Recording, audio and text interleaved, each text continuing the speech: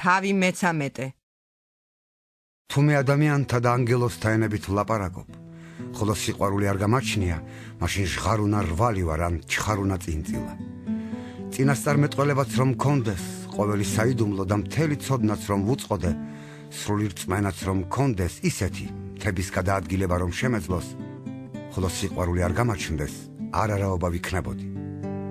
მთელი ჩემი ქონება რომ დავარიგო და ჩემი სხეული დასაწვავად გავწირო, ხოლო სიყვარული არ გამაჩნდეს, არაფრად ვარგი ვარ. სიყვარული სულ გრძელია, სიყვარული ქველმოქმედია, არ შურს, არ ყოყოჩობს, არ ამპარტავნობს, არ სჩადის უწესობას, თავისას არ ეძიებს, არ ლისხდება და არ განიზრახავს ბოროტს. არ ხარობს სიცრუით, არამედ ჭეშმარიტება ახარებს. ყოველივეს იტანს, ყველაფერის წამს, ყველაფრის იმედი აქვს და ყოველივეს ითმენს. სიყვარული არასოდეს მთავრდება. წინასწარმეტყველებანი იყოს, გაუქმდება. ენები იყოს, შეწყდება. ცოდნა იყოს, გაუქმდება. ვინაიდან ნაწილობრივი ვიცით და ნაწილობრივს ვწინასწარმეტყველებთ.